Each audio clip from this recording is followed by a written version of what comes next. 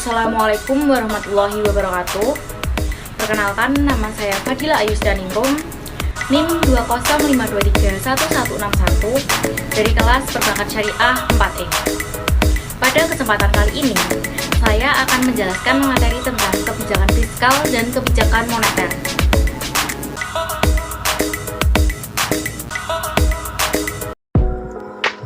Pertama yang akan kita bahas adalah kebijakan fiskal. Pengertian kebijakan fiskal adalah kebijakan yang diambil oleh pemerintah demi menjaga pemasukan dan pengeluaran negara tetap stabil, sehingga perekonomian negara bisa bertumbuh dengan baik.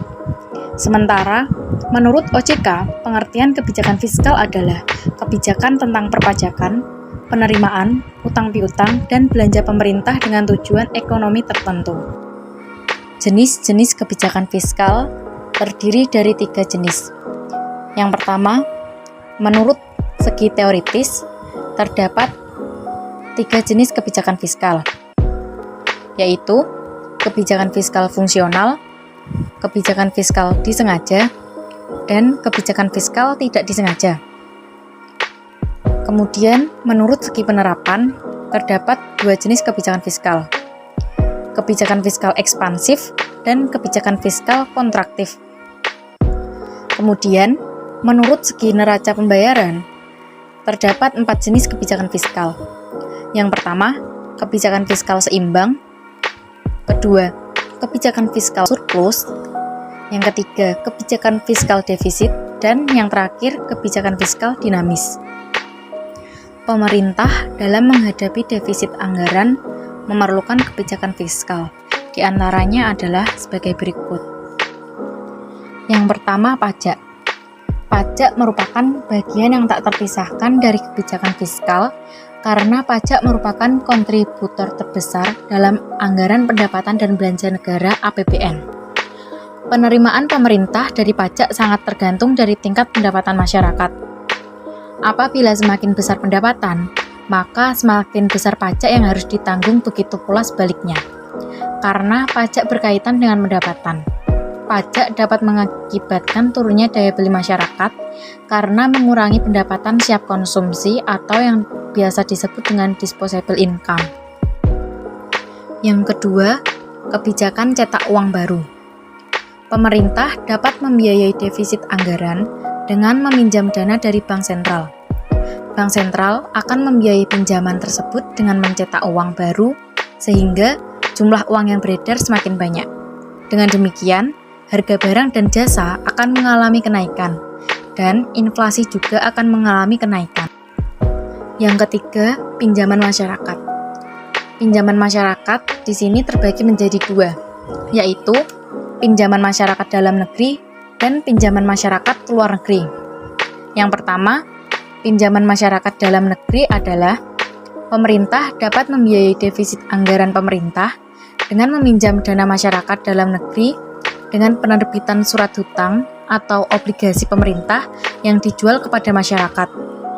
Pemerintah akan membayar obligasi pada saat jatuh tempo beserta bunganya.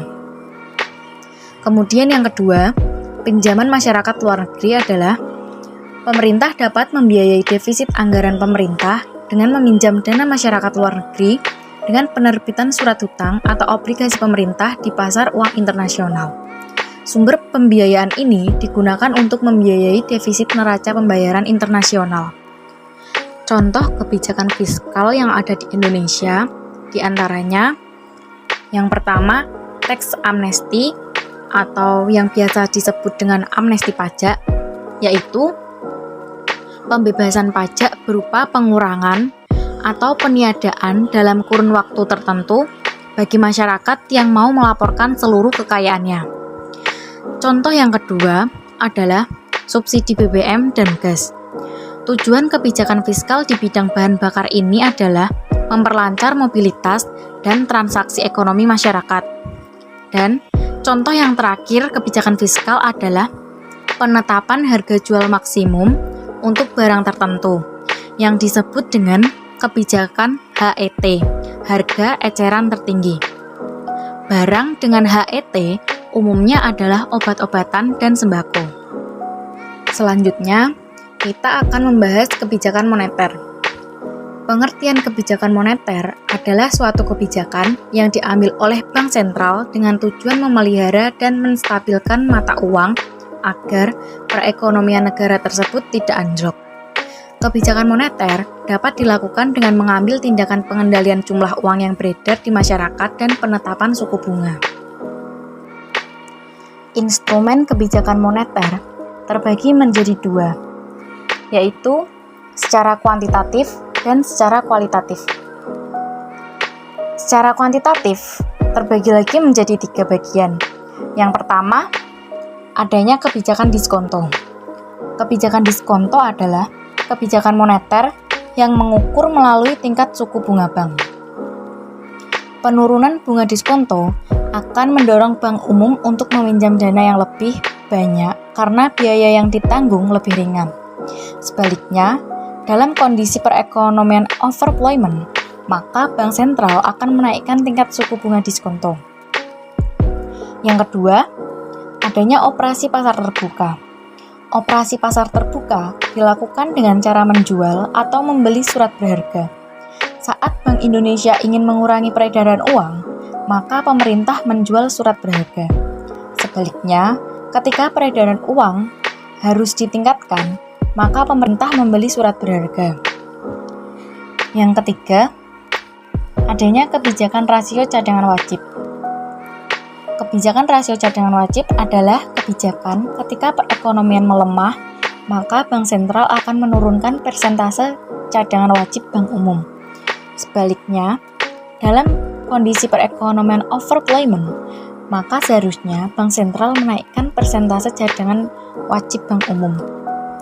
Selanjutnya, instrumen kebijakan moneter secara kualitatif terbagi menjadi 2. Yang pertama, pengawasan pinjaman secara terpilih adalah bank sentral berperan untuk melakukan pengawasan agar pinjaman dan investasi yang dilakukan dapat sesuai dengan ketentuan dan keinginan dari pemerintah suatu negara.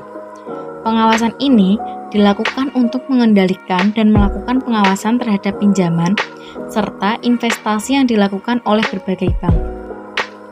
Yang kedua, imbauan moral.